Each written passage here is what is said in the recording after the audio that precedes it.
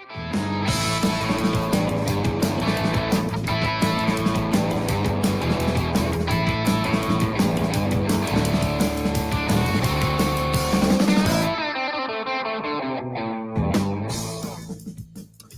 evening. Welcome in. This is The Spread. I am Cameron Tarrant. With me, as always, SoCon, John Hooper. Here on this Thursday, December 17th, here in the great state of South Carolina. SoCon, John, man, how's it going? How's your week been, buddy? It's been good, man. A lot of good sports going on now. It looks like it seems like there's been less games canceled for back. I mean, it seems that way. We're kind of getting, to where we're having more games and less cancellations. Yeah, it seems like some of the bigger matchups are not getting canceled. Like some of the top 25 matchups are still being played and things like that. It's some of the smaller games that seem to be the only ones getting canceled right now. I'm pretty sure that the programs that are testing 3 times a week to have the ability to do that are the ones that are these bigger programs now have the ability to kind of get ahead of the curve, so to speak. And so that's made it a little bit more positive, I think. And then, with there's been some good news, I guess with the vaccine or whatever, it looks like we're going to be able to finish out the season and with football as well. I mean, football, I think you've seen as the last few weeks, I think there's less cancellations. Yeah, absolutely. And hopefully nothing this weekend gets canceled. Hopefully, John, we're starting to finally round the corner on this thing. I mean, keep your fingers crossed here. I mean, I don't want to jinx it, but hopefully we're getting to that point. But yeah, John, we've got a big weekend this weekend in college football. Conference championship weekend this weekend. Number of big matchups. The one that most eyes will be on Saturday will be the ACC championship game, the rematch between Notre Dame and Clemson, 2-3. Both of those teams trying to make a final push and statement to get into the college football playoff. We'll talk about that game along with some of the others. How about the Sun Belt Championship? A lot of people talk about, give all the credit to Power 5 conferences and the conference championships. But, man, we've got a fun one in the Sun Belt this weekend. In the Fun Belt, Louisiana and Coastal Carolina. That game going to be in Conway. Another rematch of a game that was played earlier this year between those two teams, in which Coastal ended up squeaking out a win on the road. So they'll get Louisiana at home this time. So that's going to be a fun one. How about the Big 12 championship game? Not a lot of people talking about that one at all. Mm-hmm. Yeah, I mean, Iowa State has been a team really since that loss to Lafayette, has been a team that, I've really enjoyed watching. They're similar in a lot of ways to the way Indiana's been this year because of, I think that the positivity that Coach Campbell spreads is much like Coach Allen up at Indiana. I really like how they've approached things, and I think it's a program, whether win or lose, both Indiana and Iowa State are set up good for the future. Yes, absolutely. And Tom Allen up at Indiana was just named the Big Ten Coach of the Year, so that's a great honor. Congratulations to him and the job he's done there in Bloomington. But and there's part of me that's pulling for Iowa State against Oklahoma a little bit. Oh yeah, absolutely. Because it would be the first. It's a neat story. Well, it'd be the first championship for Iowa State in football since the 40s or 50s or something like that. So I mean, of course, you'd love to see that story and have Iowa State finish off a dream season like they've had, which it's just been amazing. I mean, obviously, if they do win, they're still going to need a lot of help in order to try to get into the playoff. They're still going to get in, even if they don't get it. I mean, the playoff, they're going to get in a New Year's bowl game, which is going to be nice. I'd like, it'd be kind of neat to see them against like a Coastal Carolina. Yeah, bowl game or Cincinnati. That would be pretty fun. John, 2020 just continues to be a weird year and a year of first.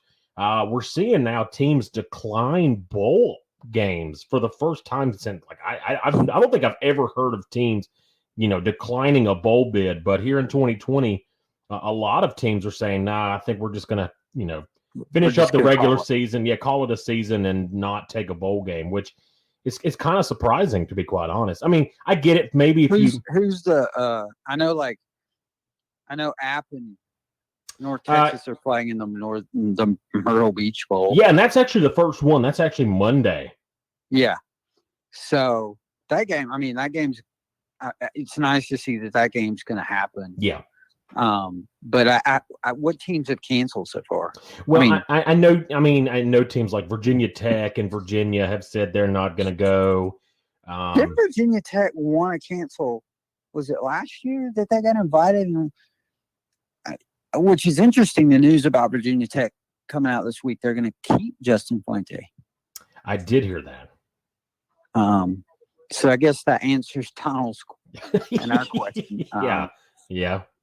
From last week. I don't know, man. Maybe it's just because of this year and the COVID and stuff like that. They're financially, they can't do it, Yeah, I guess so. And maybe they just don't want to take the added risk of traveling somewhere and potentially, having your guys, risk getting sick, but also too, maybe the risk of the game getting canceled. Yeah. You know what I'm saying? True. Yeah. So you don't want to get to a bowl destination. The worst thing would be to test positive on the morning of the game, Yeah, like the Bahamas Bowl. Go to the Bahamas Bowl, gets canceled. And then have to go back. That would be awful. So I could see that. I feel like teams that are ranked or that really had good years won't pass up that opportunity. Like, I don't think Coastal for a school like let's use North Carolina for an example. They need to play. I think they're still, while they were a little bit disappointing this year, the program's still on an upswing. Yes. And I think depending on who obviously who they would get paired against, I think there's something out there to be had still. They could end up against Texas A&M, which would be that would be an interesting matchup. But outside, I don't think teams like Coastal Carolina or BYU or anything like that are going to give up an opportunity. To go to a bowl game, right?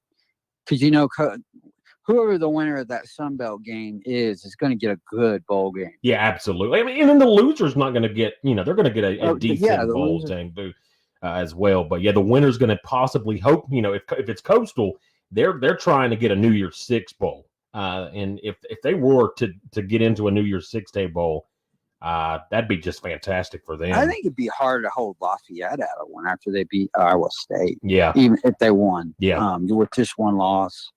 We'll see. I mean, I'm looking for.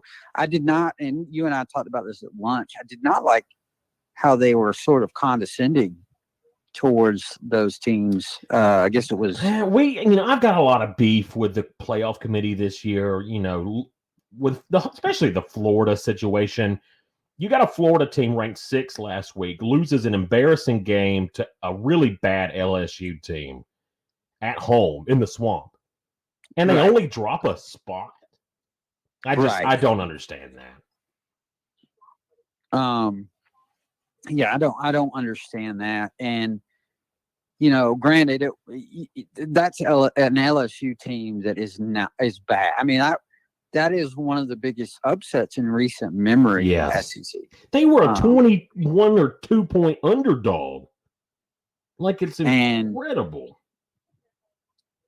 And I kept, you keep flipping. I kept flipping back to that game and thinking, what in the world's going on here? Like, I kept expecting every time I flipped it back to see Florida having pulled away.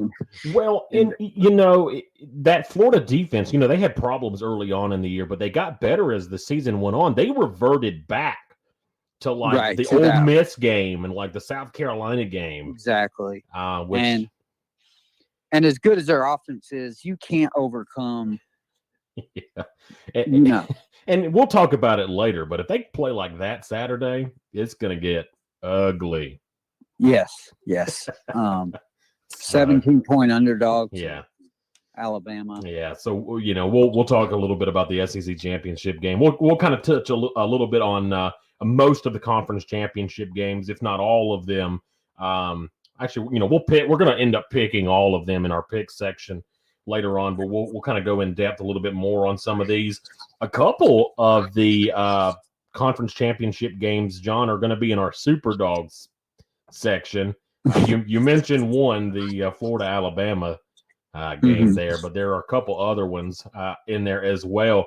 But, John, before we get into football a whole lot, let's take a look at basketball, especially with some teams here locally. Clemson and Furman both playing this week on Tuesday night. Clemson headed up to Blacksburg, take on Virginia Tech in a game where they didn't really play well, didn't shoot the ball particularly well, but still ended up having a chance at the end, but Virginia Tech able to pull off the upset over the number 24 ranked Tigers. Yeah, Castle Coliseum, always a tough place to play. And I don't know what – apparently Penn State in the game, they just shot the ball lights out, when they beat Virginia Tech. But Virginia Tech is and I think an NCAA tournament team, and they played really well defensively, and I think Clemson's in NCAA tournament. I think both those teams are going to exceed their preseason expectations. Oh, absolutely. And I fully expect both of these teams to make a deep, deep run in the ACC championship tournament. Yeah. Oh, yeah, I do too. And Clemson they continue to play really well defensively because Virginia Tech didn't light it up particularly, but Clemson they couldn't make. Quite frankly, they missed a lot of open looks too, and they weren't going down like they were, say, against Alabama. And the problem Clemson had was bench production. They had 8 points coming off the bench all night. I mean, they relied too much on Dawes and on Sims, which you have to rely on those guys, but at some point, someone else has got a tough night. Sims did. He didn't shoot the ball particularly well. And for personal, he's one away from fouling out of that game. Yeah. Trapp also had 4 personal fouls in that game. And if I remember correctly, Sims picked up his 4th relatively with a good amount of time left, so he had to play tentative a little bit on defense the rest of the game. Yeah. Is that when you pick up your 4th early in the second half? Or like midway through the second half, it's tough because you can't play as aggressive on defense, right? And sometimes on offense because guys are trying to take charges against you, knowing that. Yeah, it's hard to drive the hole when you're in foul trouble because one charge or call like that and you're done. I mean, so yeah, I get that. And sometimes I have a problem with the discretion of the referee, because I think if you're going to call a 5th foul with 10 minutes left in the game, let's say, it better be. That's the reference to the Furman game. Yes, it better be somebody about just like getting hacked to death or something. And look, I have a problem. I think fouls are called too frequently in basketball, especially in college basketball. Let guys play. Come on. Yeah, that's what they want to do. It should be tough to go into the paint and score. Right. But even that, like, if you're a smaller school playing a bigger school, you got a ref's got to have the understanding that, when a big school gets down, they're going to be crashing the boards every time. There's obviously going to be some physical contact. Yeah. Which they apparently let go on one end. And that's the refereeing is not why Furman lost the game, but you can't let that go on one end and then call it on the other. Yeah. And same thing I'd say for the Clemson game as well. Clemson getting into deep foul trouble. They had 7 more personal fouls than Tech did. Home cooking there up in in a game as close as 6 points, you get a team, you get in the bonus early on, and you're able to go, shoot free throws every couple of minutes. And I think Virginia Tech has some pretty good big. Aluma's a good player for them. He was a transfer from Wofford. He followed Mike Young up to Virginia Tech. So Tyrese Radford had a big night for them too, 15 points. And they've recruited really well too. Virginia Tech has, along with Clemson. I'd say that, I don't know much about Virginia Tech, but I would say Clemson's signing class this past year is among the best that Brad Brownell has had. Yeah, they're good. They've got some talented guys. And look, they didn't play well at all. This was probably the worst performance I've seen Clemson play so far since that Mississippi State game at the beginning of the year. And they still had a chance there towards the end. Yeah, and the thing about the Mississippi State game is they defended so well and they rebounded the basketball so well that they could afford to have an off night offensively, which is they got out. Nice. I mean, they got out rebounded pretty badly as well. Not as badly as Furman did, and we'll talk about that.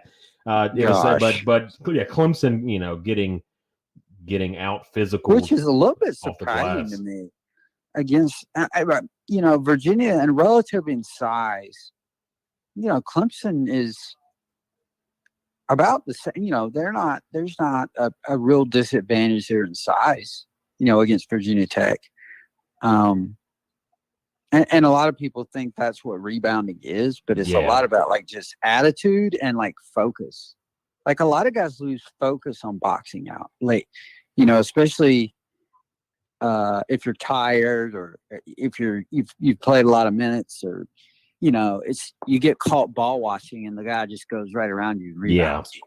So, I think a lot of people get the misconception that rebounding has to do with everything is the other team's bigger than you. Or, well, no, they just want the ball more. Yeah. So Clemson with a close loss, their first loss on the year. Their next game, they will take on Morehead State on the 21st.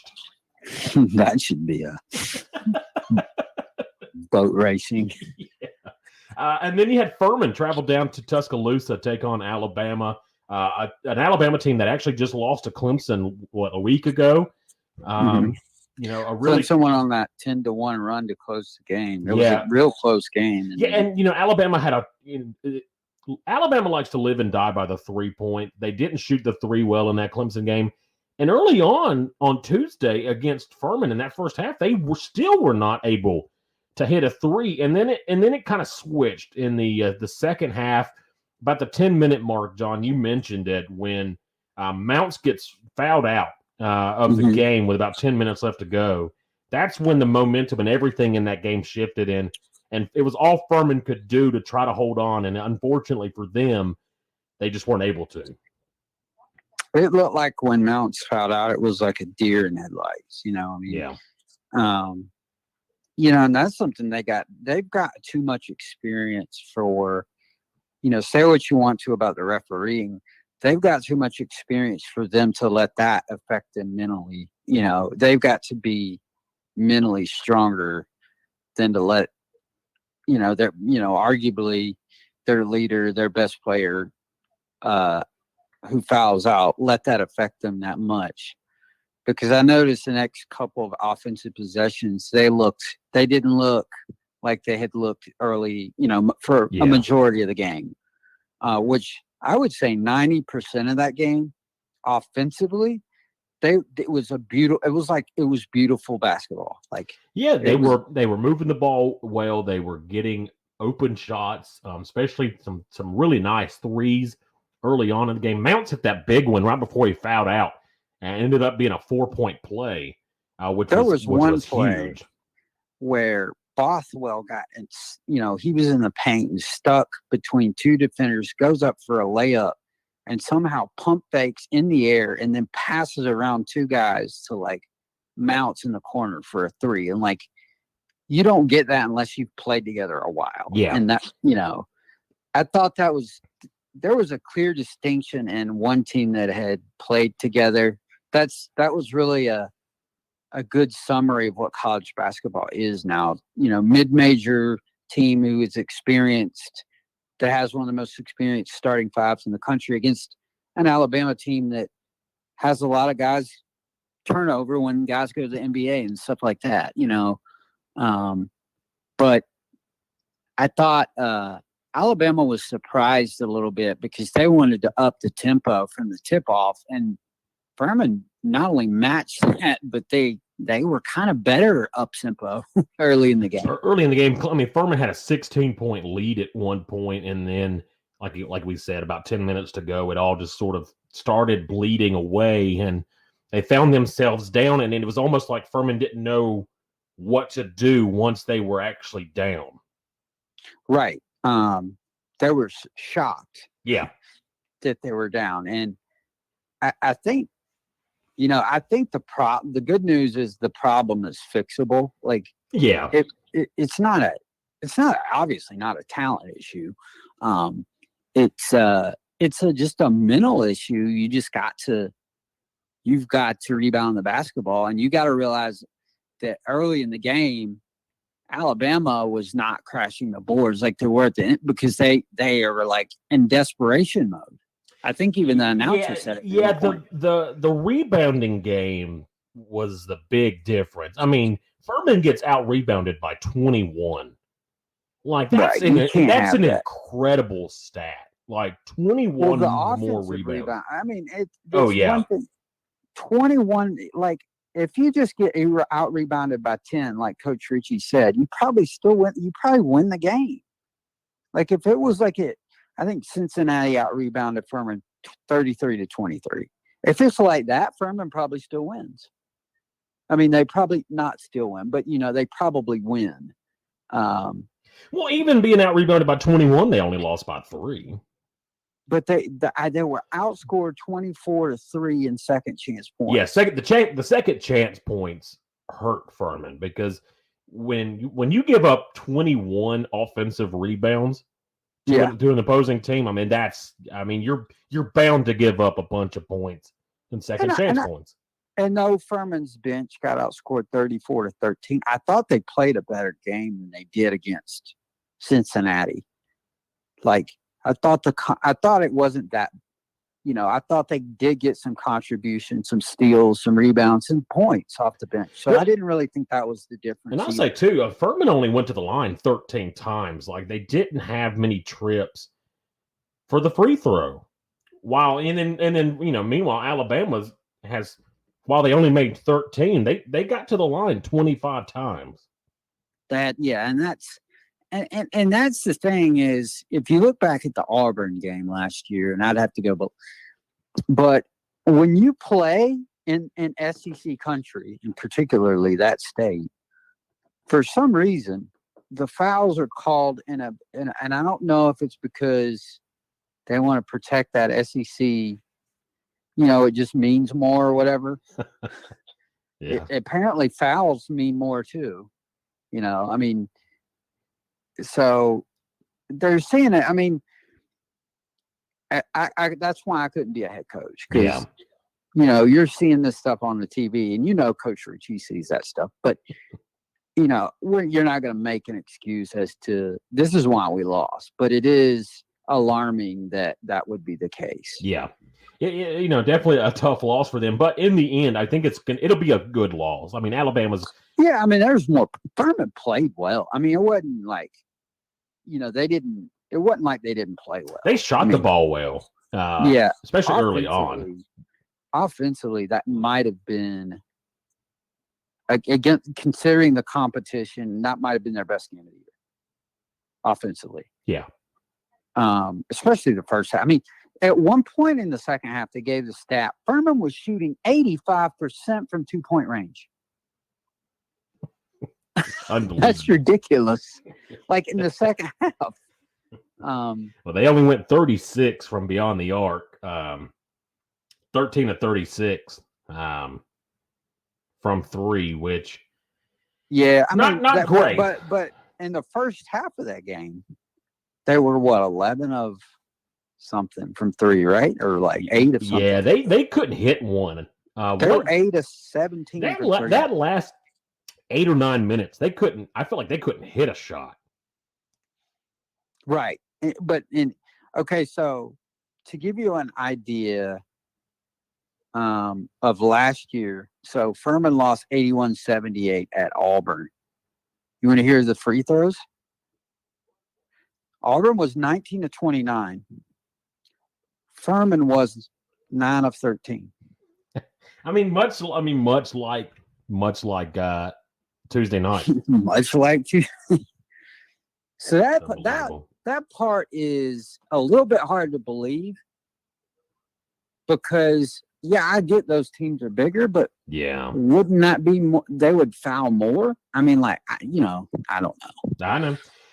Furman tries to turn it around though. Saturday they get to head to Rock Hill, take on. That'll be a tough one. I think Winthrop, who beat USC Upstate by a combined 658 over the weekend, because of how the Big South does their conference games, which I think is kind of a neat thing, Yeah, play back to back. It makes sense. So, and that keeps everybody in one spot, and that's the easier way to guarantee that you'll have conference games. Yeah, absolutely. So we'll see Furman on Saturday again on the road at Winthrop. All right, John, take a quick trip just around the SoCon, see what some of the other teams did over the past few days. Chattanooga remaining unbeaten as they beat UNC Asheville over the weekend or just this past week. 7-0 now. The Mocs sitting right there undefeated. Yeah, and that a real odd end to that game. I want to say UNC Asheville had free throws, and to extend the lead. I think they were up by 3, 66-63, I believe it was. And I'm not sure but the guy missed, I think it may have been a 1-and-1. And Chattanooga came down and I believe cut it to 1 or tied it. Here it is. The Mocs trailed 66-63 with Trent Stephanie headed to the free throw line for the Bulldogs with just over 20 seconds remain. And Stephanie missed the front end of a 1-on-1. Trey Dooms, the point guard of Chattanooga, got the rebound, bursting into the front court, went hard to the basket. His layup attempt was off, but Malachi Smith got the deflection, an offensive rebound for Dooms, who was fouled, went to the line, hit both to make it 66-65. And then they steal the inbounds pass. And it's actually on Twitter. So that allowed them to go up. They stole the inbound and went up 67-66 with 5.4 seconds left. Tough loss for UNC Asheville, but Chattanooga, 7-0 for the first time since 74-75. And, we were talking about it before the show. There's a good possibility. They play Furman December 30th. They have 2 more games between that contest. There's a good chance the Mocs could be 9-0 when they host Furman. And Casey Hankton, who is a transfer from, I believe it's St. Louis, played his first game for the Mocs last night, and very good shooter. Made a very good impression in his first game with the Mocs. So there's another guy, Darius Banks, who averaged over 14 points for James Madison, is now eligible. So they're going to be tough to deal with, and that could be a real intriguing matchup come December 30th. Yeah. Absolutely. But I feel like this is going to be a year with the Southern Conference. The top 3 or 4 teams in the league are pretty good. Yeah, absolutely. How about Mercer dropping their first game of the year to Georgia State, a team that they actually beat, not too long ago. They beat them 86-69 earlier on in the season, and then end up falling 88-81 over the last week, over the weekend. Yeah. Georgia State is, obviously, I think that's a matchup between Georgia State and Mercer that are the two winningest teams of the past decade in the state of Georgia. And so obviously that was a home and home scheduled. You don't normally see that, but sometimes you do, and it was convenient to keep both teams in state. So they avenged that. Georgia State avenges that. I guess it was a 17-point loss earlier in Macon, and got the win. But Mercer's still really good. They played really well on the road and a tough place to play, and only losing by 7. So, yeah, I mean, that's a solid. I mean, you never want to say a loss is good, but they didn't get blown out or anything on the road at a tough place. Basketball is one of those. It's one of those different sports where you can have good losses. Right. They in the tournament, the NCAA tournament, when they're making the bracket, they look at those and say, that you lost to a pretty good team. That we're not going to penalize you for that. So, well, and going back to the Furman game, you can see why teams don't want to schedule these Furmans and these, because it's a nightmare to play like Furman and these teams that have been together for bigger schools, and they know that. I mean, funny story was Texas they found out last year that Furman still had Jordan Lyons, and so they said, we're not playing you until he graduates. So it's tough to schedule, and I don't think the committee, whereas we were bashing the football committee earlier, I don't think the basketball committee gives that enough consideration, especially in a year like this. You have limited opportunities at big opponents. Yeah.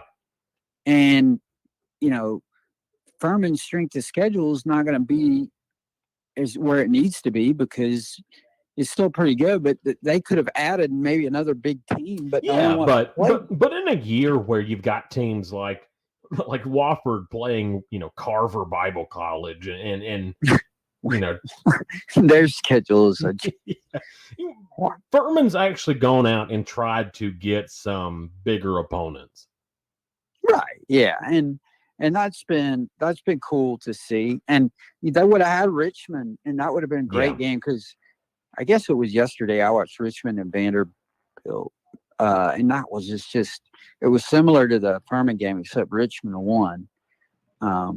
Vanderbilt made a little run in the second half, but Richmond's really good. I mean, there's some mid-major teams out there that are just, I wouldn't want to. There's several that I wouldn't want to play. Loyola Chicago's one of them. The Ramblers. The Ramblers. But going back to the SoCon, I think Wofford played a really good South Florida team over the weekend. Yeah, and then they get a nice win over a pretty decent Coastal Carolina team this week. Yeah, that was a good win. And Coastal, I know they hadn't played anybody, but they were undefeated previous to that matchup. And Storm Murphy has been absolutely outstanding. I think he's second in the conference in scoring right now. Yeah. So, man, he's in a lot of ways, he's been a better point guard and a better true point guard than Isaiah Miller. And Isaiah Miller is, obviously, he's just a once in a generation talent that you find. But in the sense of a true point guard, Storm Murphy is everything you'd want in that position. Right. Samford, a team that's been struggling this year, they lose to Troy over the weekend, which been bizarre, man. Yeah, which Samford. now Troy has now beaten Samford and Western Carolina. Yeah, and I'm not sure what Troy's record is, but that's not a good loss. Like, if you're beating Belmont on the road, you should be able to beat Troy on the road. Troy is 4-3 now, with wins over Western, North Alabama, whoever this. Let me see who this team is. Central Baptist College. Okay. And Samford, and then losses to UNC Wilmington, Texas Tech, and UAB. Yeah, UAB just absolutely destroyed them. So did Texas Tech. So here's the and thing. so did UNC Wilmington. They did too.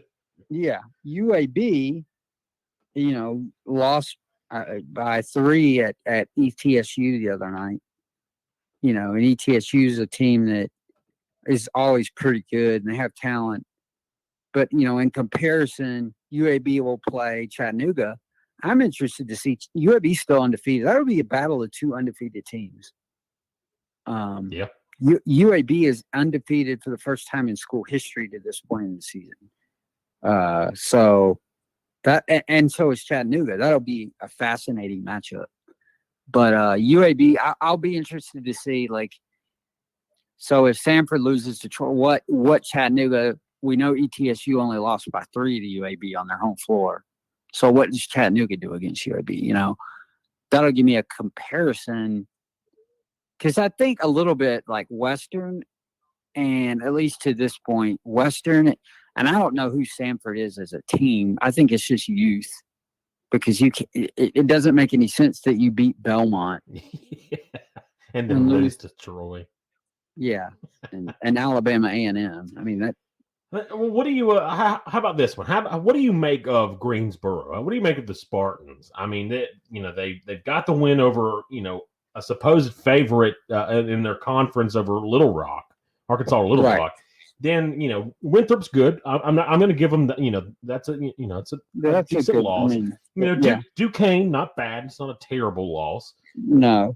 But then lose to Coppin State, and then then have a fairly close win over an upstate team that USC upstate team that really everybody has been boat racing this year so far. The 0-7 Spartans who played Winthrop over the weekend, and similar type of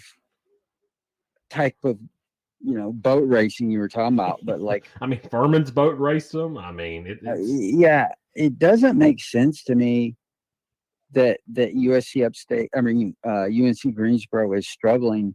Now I know I'm not sure why they were without Isaiah Miller, but he did not play. But still, even at that, they have one guy in double figures, which is Kyrie Thompson, who had 16. A couple guys but they don't have Isaiah Miller has no help when it comes to scoring, and I think it was evident in a game against a USC upstate team that looks as it's going to be towards the bottom of the Big South this year. They've hit 81 time this year, John, and it was a loss at Coppin State. Right. Yes, and that's concerning to me as well. Because they're having trouble scoring the basketball, which is complete. I mean, yes, they defend well, but you can't go against upstate. First of all, why are you shooting 23 pointers and only making 6 of them? If I'm a coach, I would every 3-pointer you miss until you start proving you could make them, I'd make us run full court sprints. So, that's not a good. It's not a good percentage. Well, they go 5 for 36 against Coppin. Yes, I mean, why? If your team cannot shoot, you should not be shooting. You should. I mean, for instance, you're off. You should be able to work.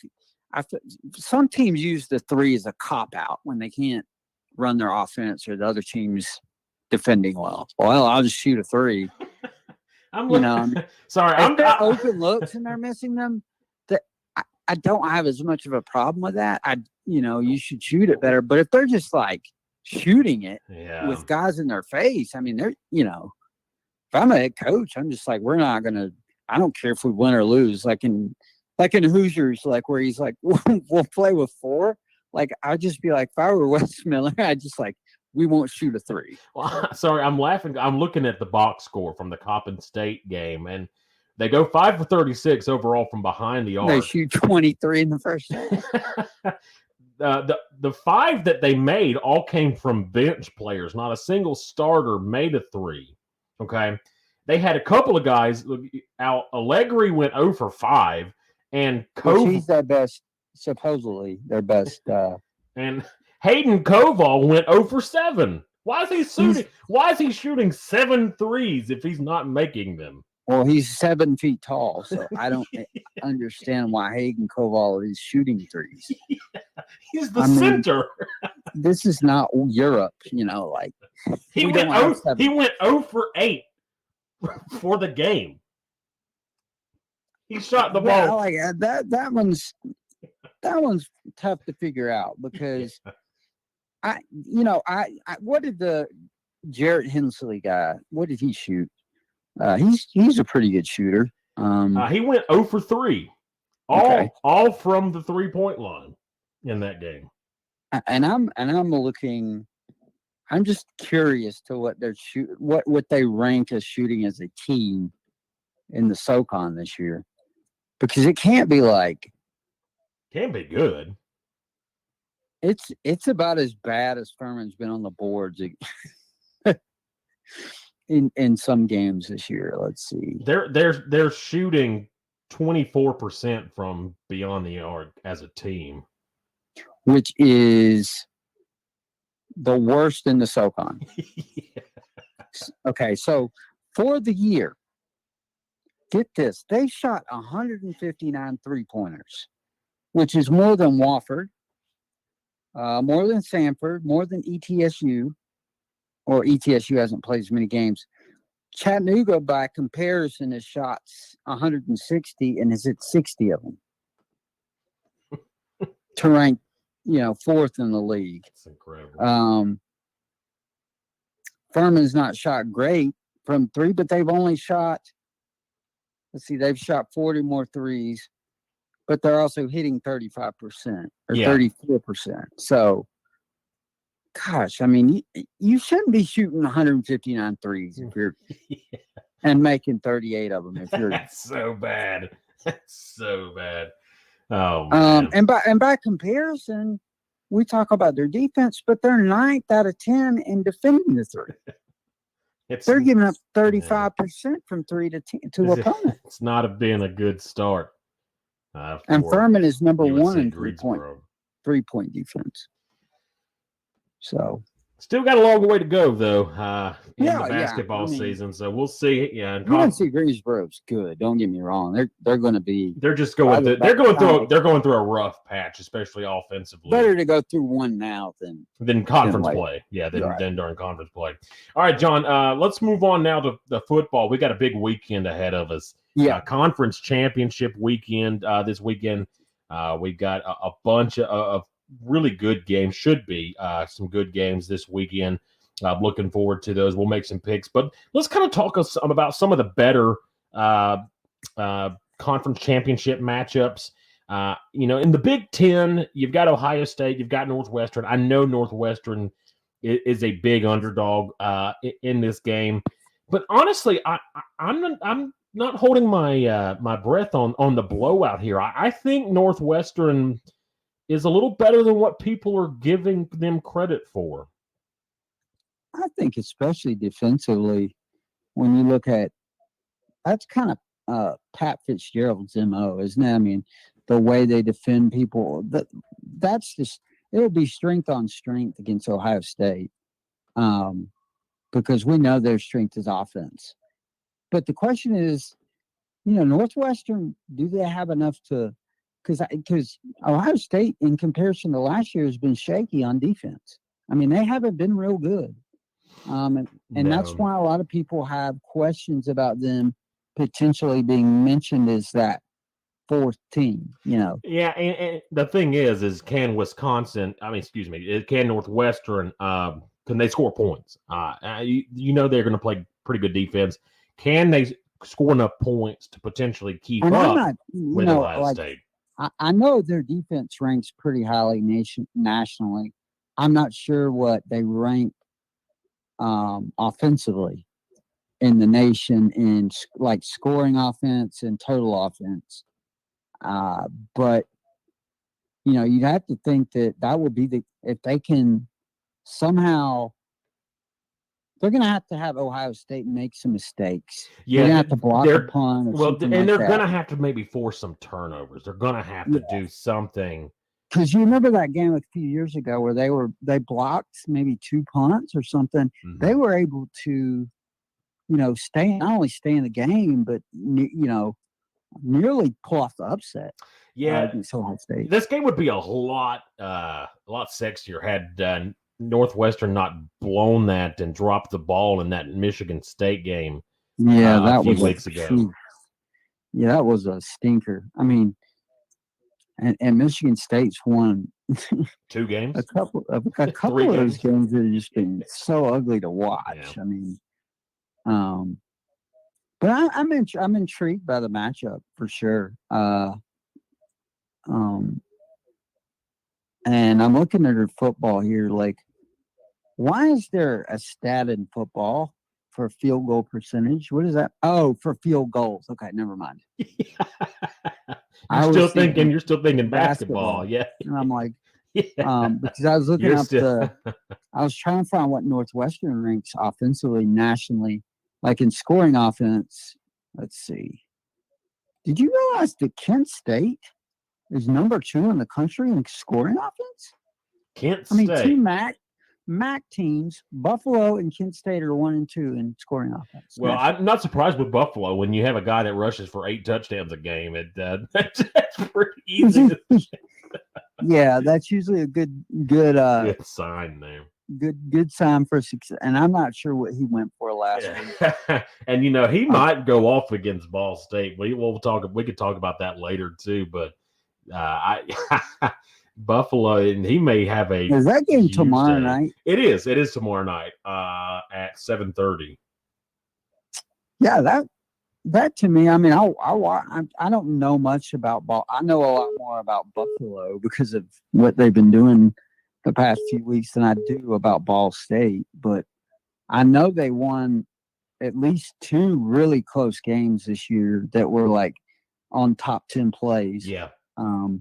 Where they made just incredible plays to win the game. It's an intriguing matchup. Yeah, and I think the UAB game is the UAB and Marshall also game. Tomorrow night. Yep. And they play. Did they play earlier this season? I don't think so. Maybe they did. Let me check. Let me check the Marshall's schedule here. No, they did not. And I think if you look at what UAB did early in the year against was it Miami, they gave them fits for most of the game.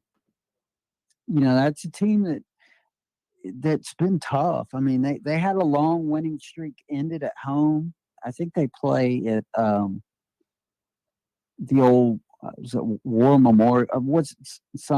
Legion? They play at Legion Field. Yeah. They had like a 2 or 3 year winning streak broken by Louisiana Lafayette earlier this year. Yeah, that was a great game. That was a really good game in the rain and everything. That was a good one. And that was a game, if you'll remember, Lafayette had to come from behind to win. In order to win, yep. So that I think it's knowing this from App State playing them last year, UAB's really good. Like, I think they are. Whenever they restarted football, they've been pretty good. They've actually been a better program. Yes, they have. They just needed to take a couple of years off. Yeah. So I mean, it worked for 1 year for ETSU, but they took a decade off. Yeah, exactly. John, one of the games I'm looking forward to outside of the ACC and the Sun Belt is the Big 12 championship game with Oklahoma and Iowa State. We saw these two teams play each other very early on. I think back in September. A big win for one of the best games. Oh yeah, one of the best games in the regular season. Iowa State with a great win. That game was at home, I believe, in Ames over Oklahoma. And that was when Oklahoma was really struggling early on in the year. Spencer Rattler was not playing well. Ever since then, though, Oklahoma's gotten a lot better. And Iowa State has been fairly consistent since then. Other than the Oklahoma State loss, they've been beating up on people in the Big 12, and so I'm excited to see this one on Saturday. Can Iowa State get over the hump and win a conference championship, or is Oklahoma going to do what they seem to always do and win that, lose a game in the regular season and then win the rematch in the championship game? Probably one of the intriguing things about this matchup is a lot of people aren't talking about Iowa State's defense. Oh, yeah. Their defense has been as good as anybody in the nation since that opening season loss. And Brock Purdy on the other side of the ball has been as consistent as any quarterback in the country, since that loss to Lafayette. So offensively, they've been pretty good all year, but defensively, I think they get overlooked a lot. I mean, I think back to that West Virginia game when West Virginia could do nothing, absolutely nothing against Iowa State. John, would it surprise you if I told you Oklahoma had better defensive numbers than Iowa State? Yeah, it actually would, because and maybe it's because I paid attention to Iowa State against Oklahoma State over the past few weeks. Their defense has made I think a giant step. It's taken a giant step, because they've looked almost as good a defense as Oklahoma or Oklahoma State at times later in the season. Yeah, Oklahoma actually gives up 16 less yards per game than Iowa State does, and they only average one more point per game than Iowa State does on defense. So, I mean, both have gotten really good on that side of the ball. Same can be said. They're both explosive offenses too, with Brock Purdy and Breece Hall going up against Spencer Rattler in that offense. It may be a shootout, to be quite honest. The defensive numbers may go out the window. They could. And I don't know, but I would imagine Oklahoma's the favorite in this game. But just by 5.5, less than a touchdown. I mean, like I said early in the show, I mean, that the underdog in me, it'd be a great story to see. It would be. Iowa State win it. If Iowa State could win in Coastal Carolina, win the Sun Belt, man, what a great year it would be in football. That'd be a good bowl game. Yeah, that would be. That would be exciting. I feel like if both of those, I feel like Coastal is going to play the Big 12 winner, or whoever wins the Sun Belt. If it is Coastal, I think they'll put them against. I think either that or maybe like a Florida or somebody. That would be a Coastal Florida matchup. That would be kind of cool. Yeah. Yep. I would see I that. I just like there's a level of intrigue that you have with Coastal, because I think that the fact that they're undefeated right now, the sexier it is, because you want to kind of see them win the Sun Belt. So it is like, well, could they beat Florida? I mean, could they make that argument like Central Florida made a couple of years ago with Auburn? Yeah. That always intrigues me, because I do think the more the group of five beat these teams in bowl games and are undefeated, the more they make an argument or cry for an argument for more teams in the playoff. Absolutely. I'm looking forward. The Big 12, I think, is going to be a great game. The SEC championship lost a lot of luster with Florida losing last weekend. With the shoe that was thrown. Oh, the shoe. They were a shoe-in. They were a shoe-in. Isn't it funny that the state of Louisiana is shaped like a boot?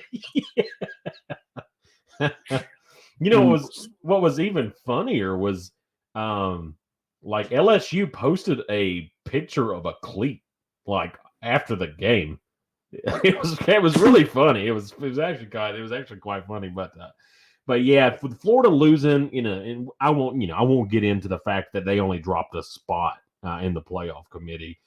But the game definitely lost some intrigue because there was if Florida were to win, you definitely think would have gotten in. And Alabama probably would have gotten in too. I mean, I guess being at number 7, Florida still technically, if they were to win, could still get in. Would still get in the playoff.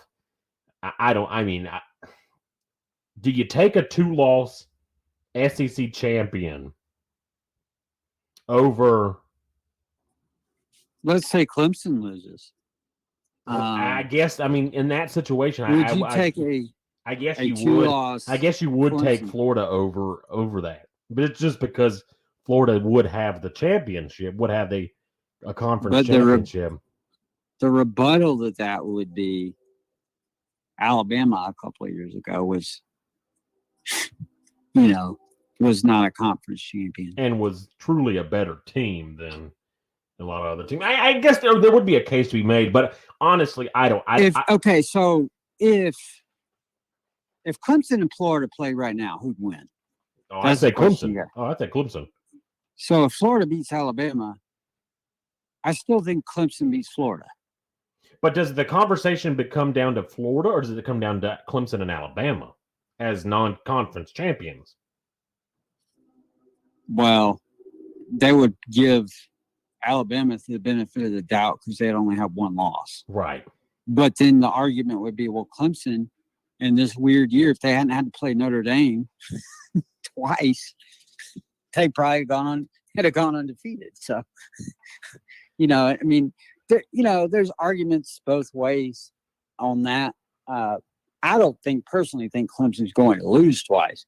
No. But I think if they did lose another game, it would be another nail biter. It'd be I think so too. And look, as far as the SEC is concerned, I already thought coming into, even before last week, I thought Florida had a very slim shot at winning.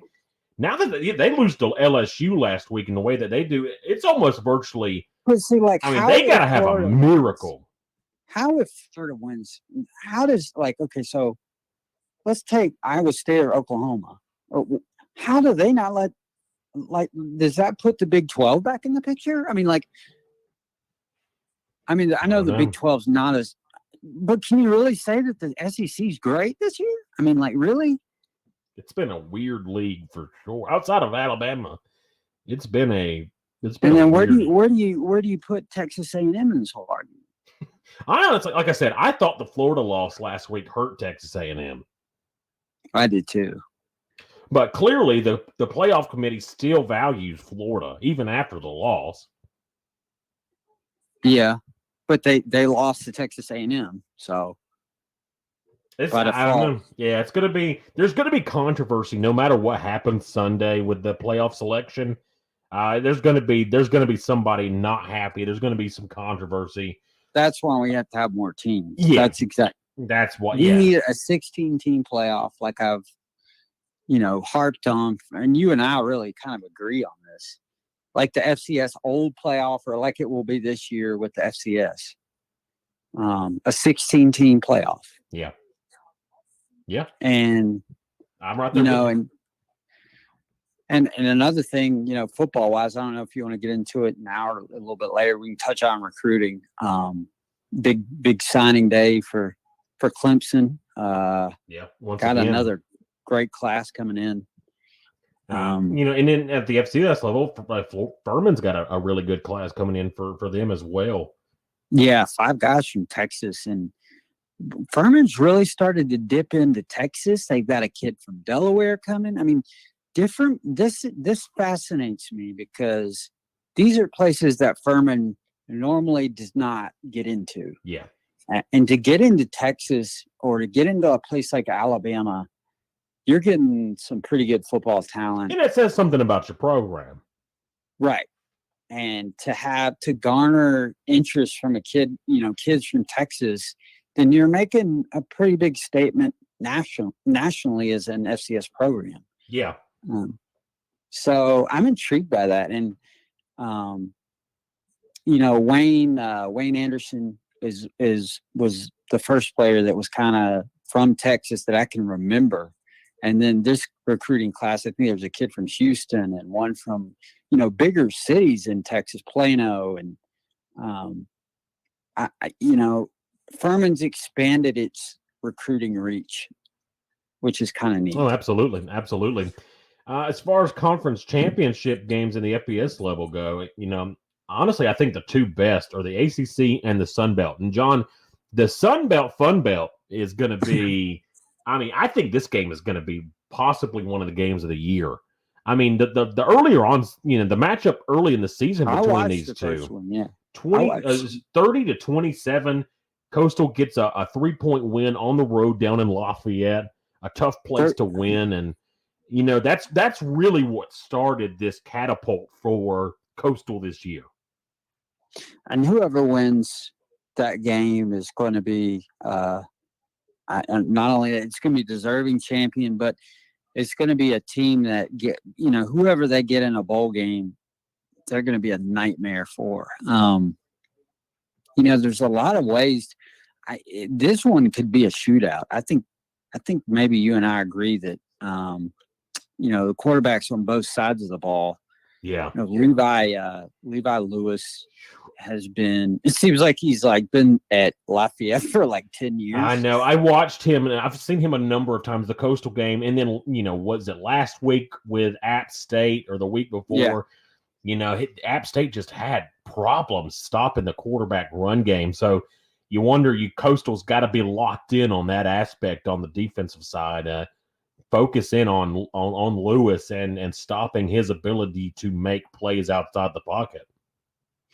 Yeah, and then on the other side, I think was it Dylan McCray. He's a guy that's been arguably the best freshman quarterback in the country. McCall. Yeah, I'm sorry, I said McCray. Dylan McCall has been arguably the best. Grayson McCall. Grayson McCall. Yeah, I think you're thinking of Dylan Gabriel. I am. Who is now, you know, going to Florida State. That's a big news that we did. No, excuse me, not Dylan Gabriel. Mackenzie Milton. Excuse me. I'm thinking of now I've got my UCF quarterbacks mixed up. Sorry. Yeah, Mackenzie Milton. Mackenzie Milton going to Florida State, which is a couple of years ago. Before the injury, Mackenzie Milton was just balling out. That was their 13-0 or 14-0 season, their undefeated year. That second half against Auburn, he just put on a display.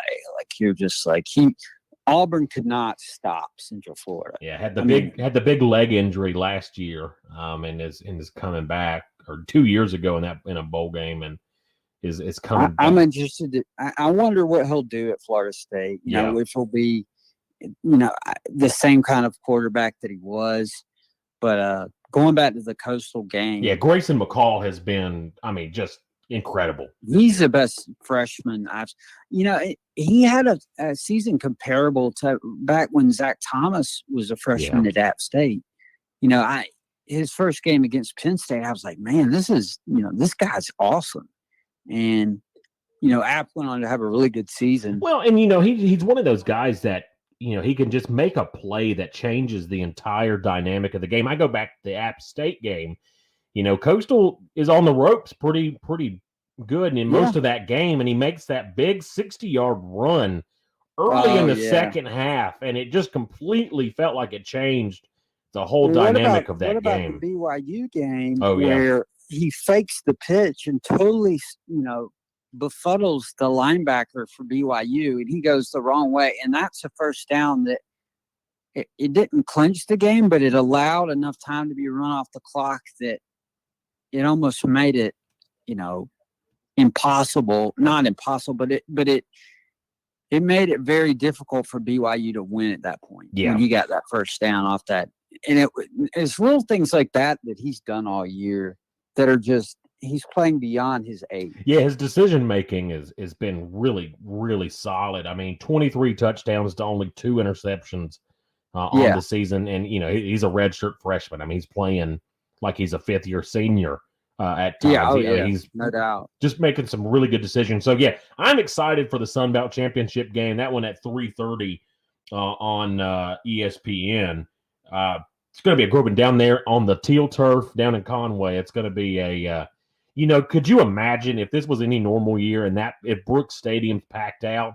I mean, there would be some fans come up from Louisiana because of a football mad state that is.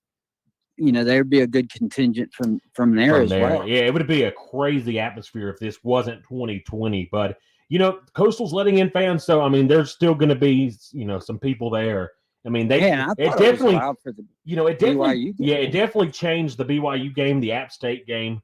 The fans were definitely a big part of that. It's been a weird year where you have teams, you go some places, there's no fans, and then you go to other places and there are fans. I'm sure that does make it sort of difficult week to week as a player. But, John, we had to talk about it. The big one, especially for us here in South Carolina, is the ACC championship game. Clemson, Notre Dame, the rematch. What a classic game that it was back in early November up in South Bend. The double overtime thriller that game was. Clemson loses in that double overtime game.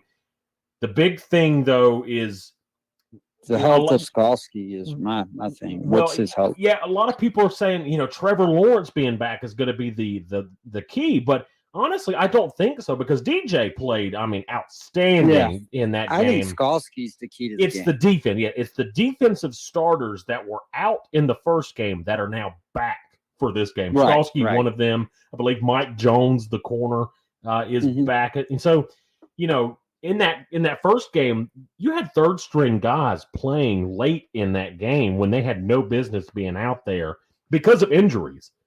Now Clemson's healthy. I think that's the biggest key to the rematch. Yeah, and with Skalski out there, it's sort of like when, to make a comparison in basketball, Furman was a different team of Mounts in there. Clemson on defense is a different team with Skalski in there. He's the heart and soul. And a lot of some of the announcers on ESPN have kind of said that he is as close to Brent Venables can get. Like if he's a coach on the field, he's the coach on the field, and everybody else feels comfortable. Yeah. Like it's like if you've ever played on a team in any sport with somebody that's the team captain, that always they set like the attitude for the team, and they set like a comfort level. Like I feel like Clemson, when he's on the field, they always feel like they're always comfortable. But like when he was injured this year, at some points Clemson looked disoriented on defense. Yeah, he's able to get guys lined up in the right position, get guys where they need to be. It also allows Venables to call the game differently defensively with him out there. Yeah. Because he can do so many more. He can, disguise so many more different things because he's not having to play a younger guy. He just brings a different energy and mentality. I equate him so much to Ben Boulware. He just plays with that aggressiveness and that chip on his shoulder. That's a good comparison. Boulware was that kind of guy, and like Skalski is not like and Boulware is a great comparison because I don't think they're good athletes. Don't get me wrong. Yeah. But they're just like, it's not necessarily that. It's just like a toughness or something about them that's different. That's a separator, like from other. They're not the fastest guys, but like technically they hardly ever miss tackles. I mean, I don't think I've ever seen Skalski not wrap some guy up. I know. They're physical. So, they're just sound, I guess, is fundamentally sound. And Boulware was the same way. And on the flip side, Trevor Lawrence being there does give the offense a little bit different dynamic. It brings in the quarterback run game. Yeah. Which, DJ was he had a banged up shoulder in that first game. And So they really didn't run the ball a whole lot with him in that first game. The story of that too was the offensive line. I mean, they were banged up in that first game. And for whatever reason, ETN has had a trouble since that game really going off. He needs a big night. He needs a big night. Yeah. And they've got to find, I guess it's going to be incumbent upon Tony Elliott to find ways against a good Notre Dame defense. And they did try to get him the ball in different ways. The first game, DJ threw him the ball a bunch. They tried to get him involved in the pass game, which they've really done a whole lot this year. But they're going to need him to have a good performance on the ground and running the ball. Obviously, the zone read game is going to come into play. Trevor's going to run the ball. I don't know, man. And Clemson's got the orange britches on, and you know that Clemson. They don't lose in those. And Clemson is a different. I don't know. They just have a different mentality whenever they put those pants on. Never lost to Notre Dame in the orange britches. That's true. So I'll be interested. It's going to be fun. I mean, I think it's going to be a fun game. Maybe close. I don't expect either team to go out there and blow out the other team. Honestly, if it were to happen, I think it'd be Clemson to blow out Notre Dame before Notre Dame blew out Clemson. Yeah, I think so. But I don't see that happening. I think it's going to be another close game. And if Clemson wins, I really do think both teams will end up getting into the playoff. I also think that Clemson was not able to get the kind of pressure they needed to get on Ian Book. Yes, they've got to do a better job of containing Book. Yeah. He was able to make some plays with his legs as well as, kind of throw. At times he had a pretty good time to throw the ball, and that's not something normally you see against the Clemson defense. Yeah, Clemson's got to force them to throw the ball more. I mean, Kyron Williams or whatever his name, had a big night. He had like 3 touchdown runs against the Tigers. Yeah, and he was big early in that game. I think he had the first 2 touchdowns. Well, he broke off like a 70-yarder or something early on in that game. So, and big plays were a big part of that game. And Clemson that's another thing Clemson hadn't normally done is give up those big yardage plays. They did. They had one against Syracuse, or 1 or 2, but that's the exception rather than the rule. Can't give up the big play. And again, the big thing is Clemson's defense. They're fine. I think they're healthy. They're ready to go, and they're gonna. They've got the pressure. They've got the mentality of going out there knowing they let the first one slip away from them. Because remember, they had the lead. They had the lead with a minute to go in that game, and they let it slip away. Clemson's in a different position than they have been in prior playoff years. Yeah, they've actually got to fight for it this year. The pressure is on to win this game because, like in previous years, they weren't going to lose to Pittsburgh or whomever they play. Right. But should they have lost that game, they were still probably getting in the playoff, maybe not. But certainly let's go back to last year. They were undefeated. I mean, if they'd have lost that game, they're still getting in to the playoff, in my opinion. It's just a different kind of pressure they're facing this year because they know the team in front of them not only beat them, but didn't beat them like in a fluky fashion. They're a good football team. Like it wasn't like, so that is an intrigue about this matchup. And that's where Clemson's maturity has to come through. And that's why I think Skalski is such an important role player. And, I think Clemson getting probably a close victory, not to give anything away. Yeah, no, we're going to make our picks here in just a minute. But, I definitely agree with you. I think that's a big, big part of the game. All right, John, every week we take a look at the biggest underdogs each week in our Superdog section. And, there's a couple of these. Some of the biggest ones are actually in conference championship games. I don't want to, we do the if we think the underdog can cover or not, but I don't want us to spoil any of our picks or anything. So I'll just throw the conference championship ones out there. I've got a couple other ones that we can talk about too. But Ball State and Buffalo in the MAC championship game. Ball State, a 2-touchdown underdog to Buffalo, which we talked about a little bit. I mean, Buffalo's got that running back he's been putting up crazy statistics all year. So, I don't want to give away any picks, but Ball State might have some problems holding on to that 13.5. Yeah. Florida, the 17-point dog to Alabama. We kind of touched on it earlier. They cannot play defensively like they did last week against LSU, or it will get ugly. Absolutely not. Yeah, that cannot happen. And for a while there, in the middle portion of the season, Florida was doing a good job of forcing turnovers.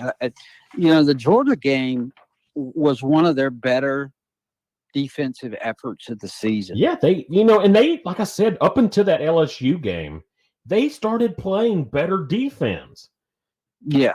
For whatever reason, LSU's had it's been a bizarre season for them in and of itself, because at times LSU, I know South Carolina's not very good, but they dropped 51 on South Carolina. They look good in that opener despite the loss against Mississippi State. So they scored a lot of points against Missouri. So at times, even though they've had a revolving door at quarterback at LSU, I mean, they have been good on offense at times. But even at that, Florida should have been able to shut them down. And I wonder, I'm not going to say that this had anything to do with it, but I wondered because the LSU game was actually supposed to be played earlier on in the year. It got postponed to the end. I wonder if Florida loses that game, if it's week 4, played on time. If it's played on time rather than right before the SEC championship game. Yeah, I think if this game's played early in the season, Florida wins that game by 2 touchdowns. Yeah, because the next week they would have played Missouri. They're not looking ahead for that game, but they were definitely, I feel like, looking ahead last week to this week. Right, I think so, and that's kind of one of the things you'll never know, but how COVID affected the season in that manner. Yeah, and two, the SEC had a different philosophy on playing those games than the ACC did, in a way, because there was no way LSU's winning. So Florida State and Clemson was canceled a week prior to the ACC championship, right? Because it didn't matter. I mean, it really didn't matter. The LSU Florida game really didn't matter. Yeah, they didn't need to play that game. And but the SEC wanted to go ahead and play it, and it potentially ended up costing the SEC as a league, is what I mean. Yeah. No, I completely agree with you there. It was bizarre because Alabama had to play Arkansas. Really? Do we have to? Yeah, why are we playing that game? It's 52-3. Yeah.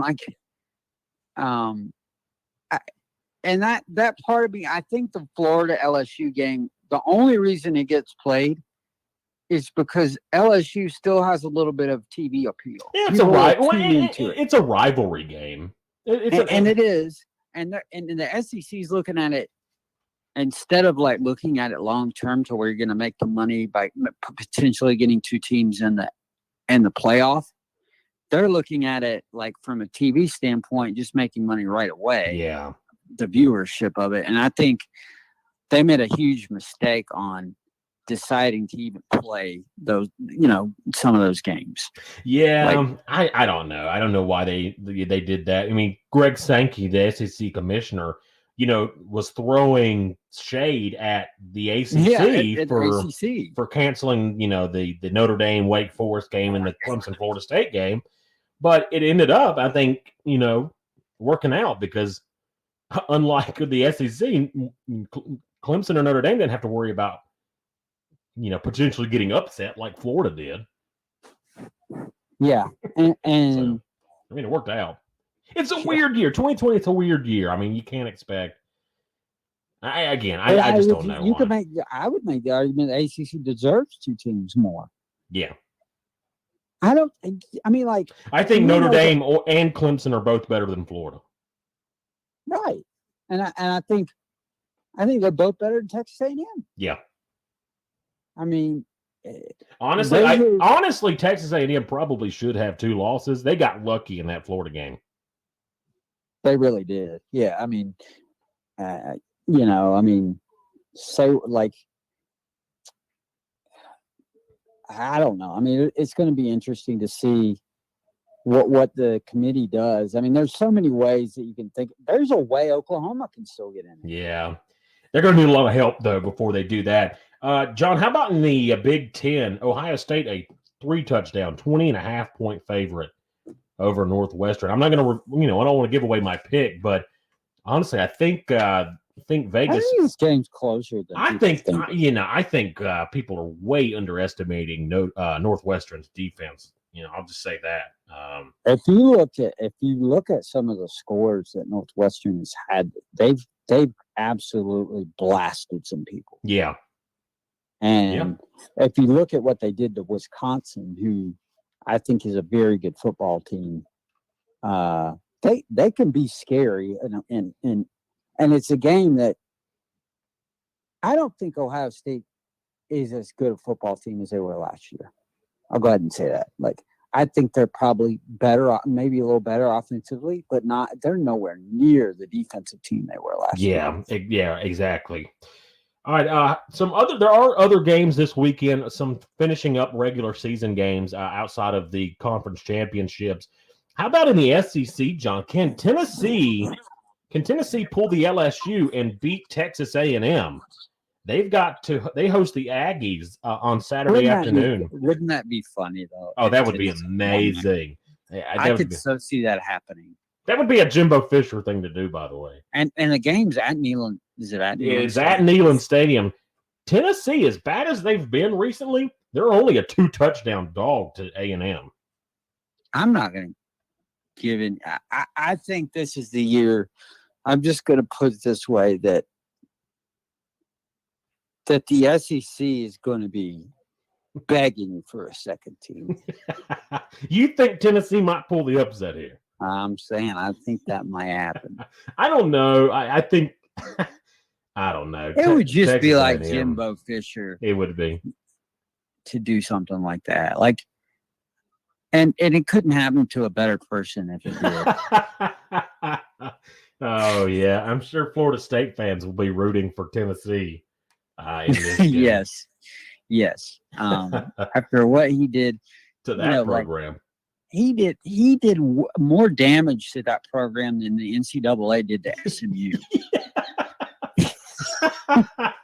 Yeah, Jimbo Fisher single-handedly gave Florida State a death penalty. Them the death penalty. Yeah.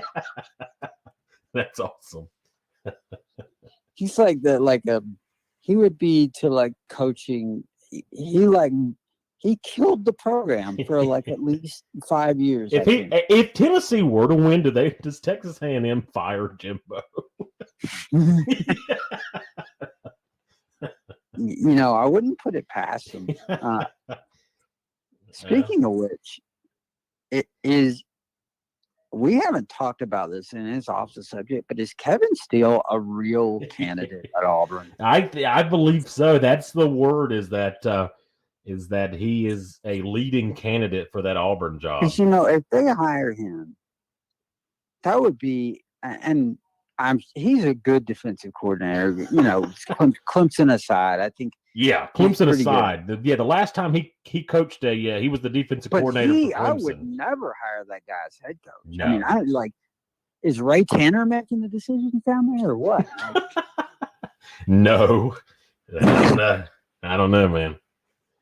Yeah. I mean, that's an awful. I don't even know the guy that Vanderbilt hired is like Clark Lee from Notre Dame. I've never even heard of that guy. He was the DC for Notre Dame. Well, he's doing a pretty good job then. Yeah, better than Brian Van Gorder did a few years ago. But why would you go from Derek Mason, who was a defensive guy coming in, right? Why would you hire another defensive guy as your head coach? Usually you see it go in the other direction and they'll hire an offensive guy. Yeah, but when was the last time Vandy was good offensively?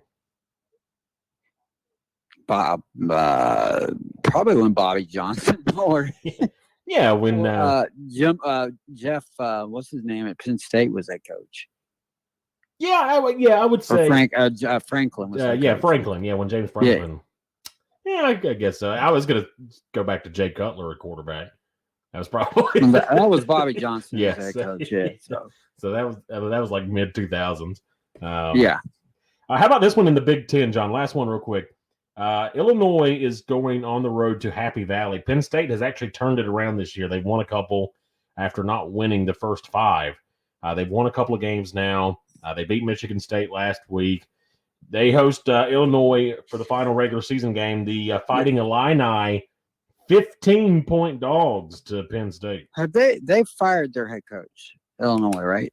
Yeah, I believe Lovie Smith is out. See, to me, Illinois is a better job. That's a good job. That's a better job than South Carolina. Really? You think so? Think about all the talent around Chicago and like where you can recruit around there, and like the potential of Illinois in the Big Ten to be, because they have been before, a big time program. Back when Jeff George was they've been like South Carolina doesn't really have that to hang their hat on. So going back to the game, are they a 15-point dog? Probably, but I think the future is bright for them. I'm interested to see what direction that goes in. Interesting note here: some of the leading candidates for the Illinois job include Jeff Monken at Army. Ooh. Brett. Would you really want to run the triple in Big Ten? Brett Bielema. Oh, Lord. He'll just eat up all the food and champagne. Jay Norvell. Okay. And Willie Fritz. Willie Fritz. Now, that would not be a bad hire right there. I think that's the best one of the candidates you mentioned. Jim Leonard, the defensive coordinator at Wisconsin, is also on that list. That's a good one. I think either Fritz or Jim Leonard. Yeah, I think Willie Fritz would be a good fit. I would love to see him, because that offense that they run at Tulane. It's fun to watch. Yeah, that would be fun to watch in the Big Ten. I would watch that. Yeah, I think Monken's a good head coach. I just don't think that. I just don't think the triple option is going to work. Not in the Big Ten. No, you can't. They haven't run the triple option in the Big Ten. This is like the 40s. Yeah. Well, I was going to say since like the early 90s. Yeah. I think Northwestern used to run some weird version of it. So, I'm pretty sure, didn't Kurt Herbstreit run it at Ohio State or some version of it? Something like that. Maybe it wasn't the triple, but it was an option style offense. I'm trying to think of teams that have run the option in the Big Ten. It's been a long time. Ohio State did at some point, but like maybe Minnesota.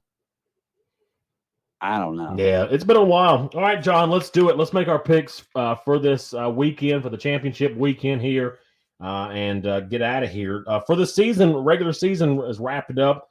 John, I went 85-46 overall. You trailing me 77-54 record overall. I went 8-2 last week. You had a 7-3 week in week 15. I rallied a little bit in the last few weeks. He rallied a little bit. We'll see. Can you make up even more ground this week? All right, we're going to start with a couple of games before we get to the championship games here.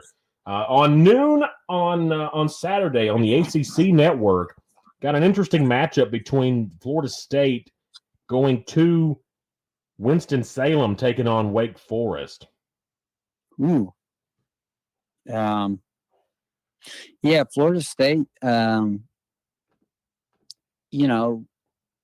got, I haven't looked at their recruiting class, but I do know that Mackenzie Milton will be there next year. So that's probably good news, but I think it's bad news coming ahead Saturday. I think they end the season with a thud with a loss to Wake Forest, and maybe not that close. Yeah, I'm going to agree. I'm going to go Wake Forest. They did not look good, though, last week against Louisville. I will say that much. Louisville thumped them pretty good last week. I don't know if you saw any of that game. Yeah, 45-21, that game in Louisville. Yeah. Florida State looked better against Duke. 56-35. Defense still didn't play great. But offensively, they did some nice things. They made some turnovers on defense. They did some good things.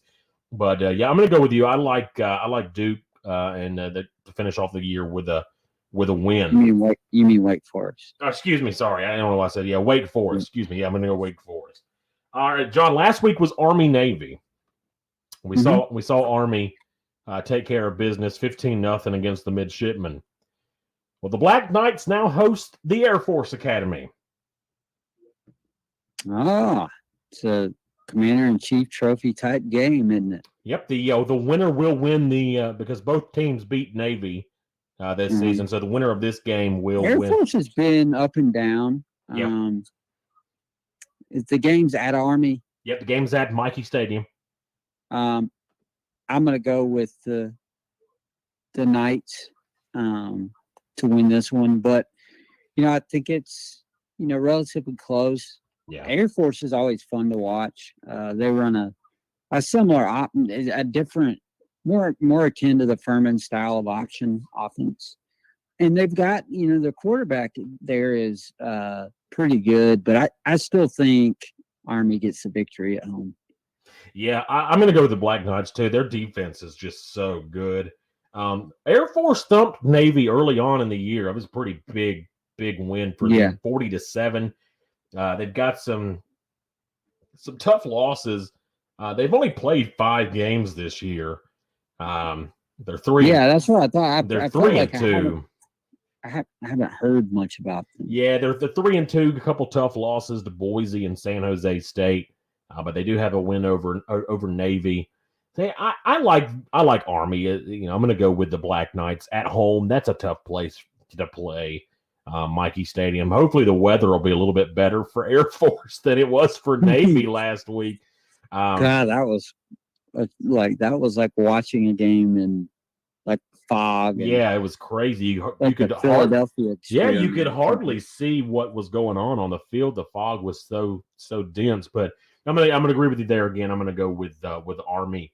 All right, John. Let's get to the conference championships. We're gonna start with the 2 games tomorrow night. 7:30 tomorrow night, ESPN. We got Ball State and Buffalo up at Ford Field. It's the MAC championship game. Patterson runs wild again as the Bulls are bullish in their victory. So I'm going to go. I think they cover that. I think they cover that 13.5, by the way. Buffalo does. Yeah. I think there's a good chance that Patterson kid could run for 8 more touchdowns. It's going to be a wild game. It's going to be like 72 or 40. Well, get this. The MAC championships, the past few years, they have been really good games. I mean, and crazy things always seem to happen in the MAC. The Mountain West, they don't have a championship game, do they? They do. I don't think they're playing one this year, though. Okay. At least not this weekend. They're not. They may play theirs in February. Well, I think they've only played like 4 games or 5 games. So. True. And like the Pac-12 championship, not this weekend either. So, I think that may be next weekend. Maybe, I don't know. We'll see what the Pac-12 decides to do. But yeah, I'm gonna agree with you. Buffalo runs all over Ball State in Detroit tomorrow night. Also tomorrow night, 7:00, CBS Sports Network. It's the Conference USA championship game between Ball State. Between UAB. I'm looking at the wrong one. Between UAB and Marshall, the game in Huntington. Going to be a really good game. Would have been better had Marshall not lost to Rice. Yeah, I would have been more intrigued to it. There would have been definitely more intrigue to the game. Yeah.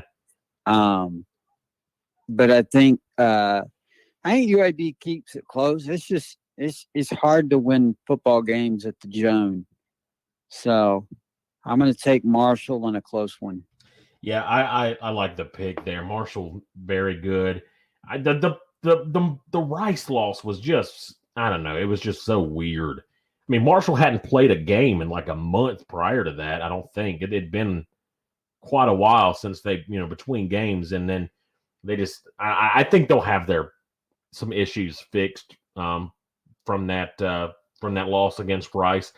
UAB's had a good season. We mentioned it. UAB's been a lot better ever since they quit, canceled football and come back. They've been a better program.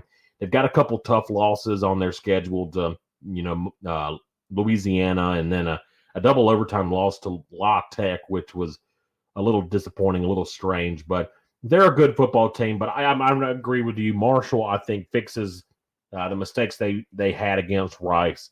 And gets a big win and wins the Conference USA Championship. One that a lot of people haven't been talking about, but a lot of implications still out there for Cincinnati. In the American Championship game, they get set to host number 23 ranked Tulsa, the number 9 ranked Bearcats at home. That game, 8 o'clock on ABC on Saturday. Sneaky good Tulsa team. Yeah. Tulsa was a team that very well could have beaten Oklahoma State in that opener. Yeah.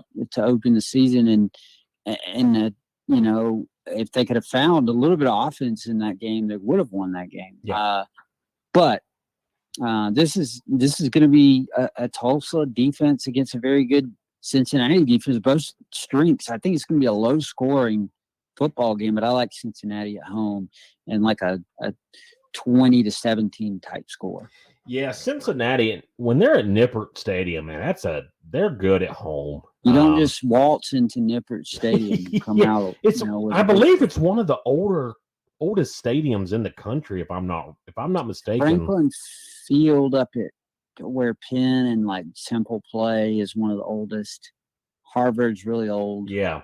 But I believe Nippert is a fairly old stadium itself, but yeah, I like Cincinnati's defense is very underrated. They're very good, especially up front. They've played some really, their schedule hasn't been great, but they've played some good teams. They had that win over Army. They've got a nice win over SMU, over a pretty decent Memphis team. Beat UCF a couple of weeks ago. We haven't seen them in a couple of weeks, so they've had some games get canceled and stuff. So we haven't seen them play in a couple of weeks. So I think they'll be ready. They'll go out and be ready for Tulsa. Tulsa very good too, especially on offense. But like you, I'm going to go with the Bearcats. They're just too good on defense and too good at home. I think they get it. Surprisingly enough, they're a 14-point favorite over the Golden Hurricane. Wow, that is a little bit surprising, but it might be closer than that margin. But I still like Cincinnati. Yeah, I agree with you there. All right, John, Sun Belt, Fun Belt, Coastal Carolina hosting Louisiana, rematch from earlier this season. Coastal had the 3-point win. It's been a dream season for the Chanticleers. Can they finish it out with a conference championship? Cameron, it's tough to beat a good team twice. And it is. I like the experience of Levi Lewis at quarterback. I'm going to go with Billy Napier's boys on the road at the Teal Field to win. Going upset here. You're taking the Cajuns on the road in Myrtle Beach in Conway against Coastal. I'm going to disagree, man. I picked BYU in that game a couple of weeks ago, and I'm not going to do it again. I'm not going to do it again, man. I'm not going to doubt this Coastal team again. The Coastal, the Eagles' wings mojo. Look, it is tough to beat the same team twice. I'll give them that. They did it on It's going to be a really good game. It is. It's going to be a really good. I think it's probably going to be the second best game of the day, quite honestly, on Saturday. Like you said, it's tough to beat the same team twice. Coastal did beat Louisiana, down in Louisiana. And two of the best one of the things we didn't talk about is two of the best young head coaches in football. Yeah, Jamie Chadwell, Billy Napier, yeah.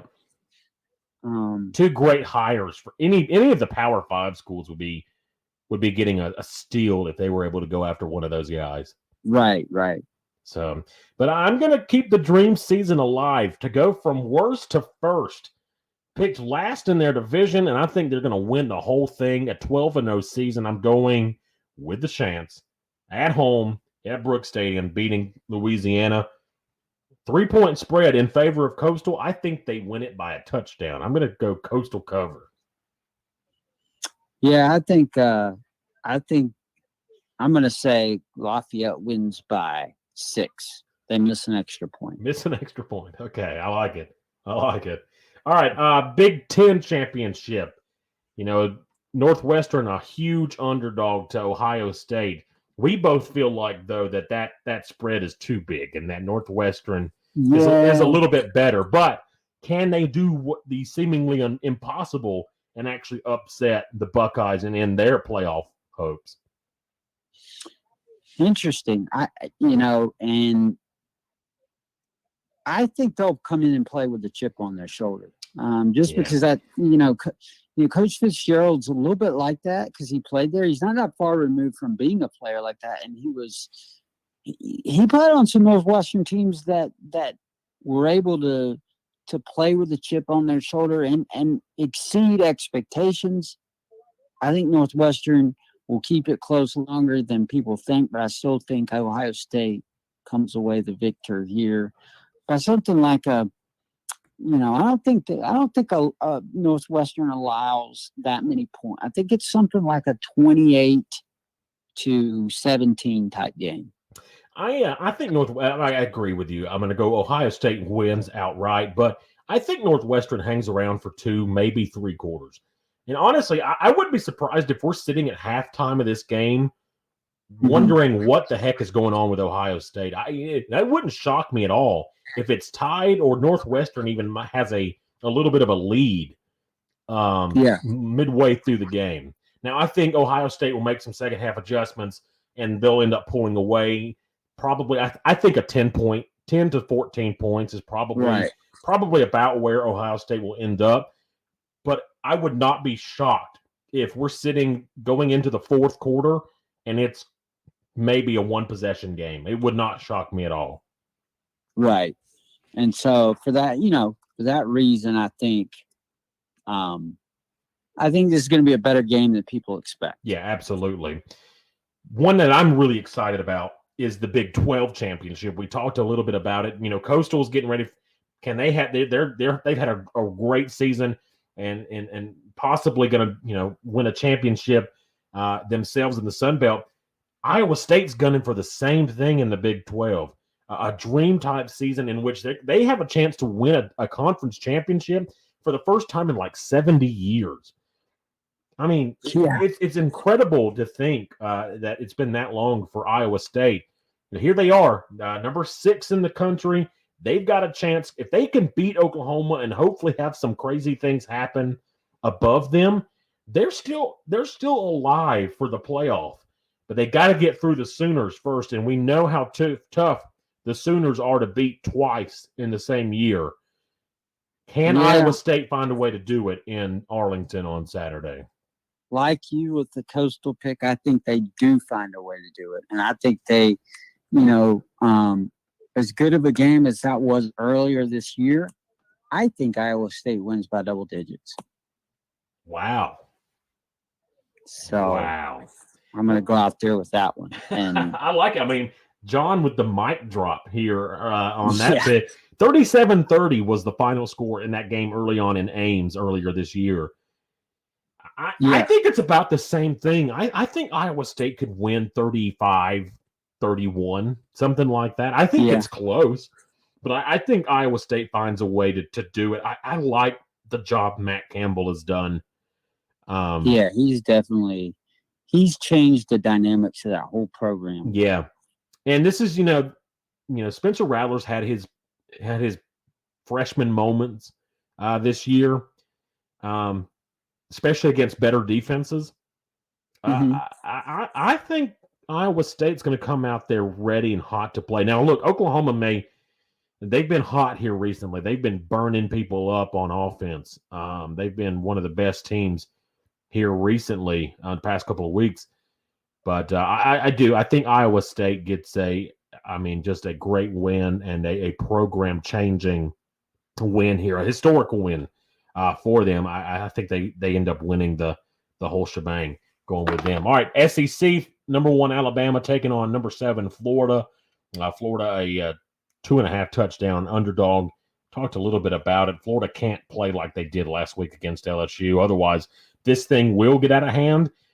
I think Florida's offense is definitely good enough to score some points. We've seen Alabama's given up some big plays and given up some points to some teams. I can go all back to that Ole Miss game earlier this year. So there's points to be had for Florida, but their defense has got to tighten up. I just don't think they're going to be able to score enough to keep up with what the Alabama offense has been able to do all year. I think Alabama probably wins something 42-28. Yeah, I don't think they can stop, Trask completely. Yeah. Florida's got enough offensive weapons to score some points on an Alabama defense. It's good, but it's not great as we have known Alabama defenses in the past to be. So I agree with you. I think somewhere they score somewhere in the 21 to 28 range. I just think Alabama's too good offensively. Yeah, they are. And they end up in 40s, perhaps, if they want to, the 50s. And it's funny because they have 2 Heisman candidates on that offense. Yeah. And I feel like one's numbers really they have really contribute to the others. Well, really, if you think about it, they have 3 because you could count Mac Jones, Devontae Smith, and Najee Harris. Right. Yeah. But if Najee Harris is on any other team, he's the star player. Yeah, exactly. So, which is incredible. The crazy thing is this Alabama offense is better than I think the ones with Tua. They are. And that's saying something. And but we thought the same thing a couple of years ago. We thought the same thing about that Alabama offense. Oh man, nobody can stop them. And then Clemson goes out and stomps them in the national championship game. The only difference is Clemson had a defense that was probably one of the best in college football history. Yeah. And that was a little bit different. I mean, we may not see another defense that good, And Alabama, as good as Alabama's offense was, they weren't one of the best ones in college football history, like Clemson's defense was. If that makes sense. Yeah, but I remember, they had everybody thought nobody could stop that Alabama offense, and they ended up doing it. So I don't know. Yeah, I'm not gonna. I definitely don't think it's Florida. It's not Florida. I mean, I'm not saying that can't happen against a Notre Dame or a Clemson in the playoff, but it's not happening this week. No, it's not happening this week. Alabama wins comfortably, couple of scores. All right, John, it's the big one. Saturday afternoon, 4:00, the game in Charlotte. It's the rematch between Clemson and Notre Dame. Notre Dame getting the better of Clemson in that 2-overtime thriller back in November. This one's been on Clemson's mind since then. They'll be ready for it. They've got Trevor Lawrence back. And like we talked about, the big thing is they've got healthy guys on defense. Clemson wins, and I think Clemson wins by double digits. I'm going to go Clemson 38, Notre Dame 28. I don't know if I'm going to go that far as to say they're going to win by double digits, but it could happen. I think Clemson wins 28-24. I think that the defense steps up and feels a little bit, they play with a little bit of a chip on their shoulder because of what Ian Book was able to do to them in the first meeting. I think they get pressure on him, and I think they make him look very human. Yeah. As opposed to the, superhero he looked like in the first matchup against Clemson. I think it's close, but I think Clemson wins. Do they get in the playoff for what now, the 5th straight year? Yeah, I believe that's right. Or maybe is it the 6th straight year? Might be the 6th. Sixth straight year. Now I'm going to go. The line is right at 10.5. I'm going to go at the line. I think Clemson gets it right. I think Notre Dame's still really, really good. I do too. I'm not going to take anything away, but I think Clemson is going to come out there with a different mentality. Notre Dame's already said that Notre Dame already knows they can beat Clemson.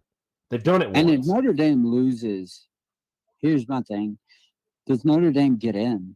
Because they probably deserve to. Well, and I think it depends. Now, if it's close, 10 points, I think Notre Dame. If it's within 10 points, I think they should get in. Now, if Clemson goes out there and absolutely wins by 40, if it's that 38-0 game that it was in the playoff a couple years ago, deserve to be in. No, not at all. If it's either one of the scores we both say is they should get in. Yeah, absolutely. If it's fairly close, both teams get in. And if it's close and Clemson wins, both teams gets in. Right. I'll say that. So I think we agree. Which would be a very good milestone for the ACC because absolutely. And they've never had to my knowledge, two playoff. And what does Notre Dame do after this year? Do they go back to being an independent? Or I think the lure of the temptation of being able to hang a banner or of some sort, because they haven't been able to put anything up since 1988. Well, you can't put up an independent champion. I mean, so I think the temptation of that might just make them consider it, especially the fact that they made the championship game, and especially if they win. If they win, I don't think there's. I mean, they'd be dumb to say we would rather play Stanford, and I mean, because this is our tradition. Now, as a traditional college football fan, I would hate it for the one aspect, but because I hate it that Notre Dame doesn't play their old rivals anymore, like the Michigans and the Michigan States. Like I don't like. I wish they would bring those games back. But on the same hand, I think it would be a smart move if they did it full time. So we'll see. We'll see. It'd be a smart move because I think they'd be more in the conversation every year for. No, absolutely. If they were affiliated with a conference, and it's a big thing for the conference too. The ACC, it would be a big boost to the ACC. It would put them in the argument with the SEC every year. Oh, absolutely, especially right now because you've got teams like Miami and North Carolina who are also up there. The ACC is on the upswing. The ACC actually had last week. The ACC actually had more teams ranked in the top 25 than the SEC did. Wow! Just throwing that out there. And it's almost like the SEC has become, for lack of a better way to put it, the Notre Dame. Like Notre Dame for a long time there was just known on reputation and of like Arab Parseghian and guys like that. New Rock. Guys that were like coaches like before my parents were born. And for a long time, they lived off that, even though they were good, but they weren't at that level. I feel like the SEC is kind of living off the way they were in the mid-'90s at times, in the early 2000s, because they aren't that good this year. That's facts. I mean, and I get it's 2020, but, if you listen to the Paul Feinbaum show, everybody thinks the SEC is still an elite conference. It is when you talk about the top tier of that league, but not top to bottom. Yeah, and the top tier is only about 2 or 3 teams this year. Right. So and you got a conference full of 14 teams, and you only got. And they'll say, "Well, look at how many national championships we've won over the past decade." I'm be like, "But yeah, it's like 2 teams." Like, I mean, Auburn's won 1, and 3 teams have won. 3 teams, yeah. Auburn, LSU, and Alabama since 2007. Right. So, little Florida, when Tebow was there, but yeah, I mean, I get that, but Florida hasn't been. On the flip side, the ACC's had 2 teams since correct 2013. Right. Yeah. So, and one of the ones that's hard to believe is Florida State. Yeah. Crazy how bad that program's fallen off, but. Well, John, I'm looking forward to this weekend, man. This is going to be a great weekend of football. Looking forward to the ACC Championship and the Sun Belt, and really just all these games. It's it's going to be a lot of fun. Championship weekend, always a blast. Looking forward. We'll get back on Sunday, recap everything. I don't know. I don't know when the playoff committee is releasing their rankings. We may know that by the time we do our show Sunday night. So that'll be something that's something we could talk about. So. I think they normally do it like Sunday afternoon. It's like 4:00. Yeah. So we may know that by the time we come on at 6:00 on Sunday. So that's something we'll talk about. But it'll actually probably be on ESPN. I think the last one, if I remember right, they do it like noon. Yeah. I think you're right. I think it's sometime early afternoon. So something we'll talk about on Sunday and recap everything from the weekend. But looking forward to it, my friend. Yeah, always, man. It's going to be another great weekend and a lot of good football and hoops coming up. So absolutely, it'll be another busy weekend. Yep, and join us on Sunday as we get you set to recap everything and take a look at the final playoff rankings. Well, this has been tonight's episode of The Spread. Thanks for listening to The Spread Podcast here on Podbean. Head on over to thespreadfootball.com and check out all of our weekly articles and catch replays of each show on the podcast page. Also, head on over to social media and follow us on Facebook at The Spread with Cameron Tarrant and on Twitter at The Spread Podcast. We'll catch you next time.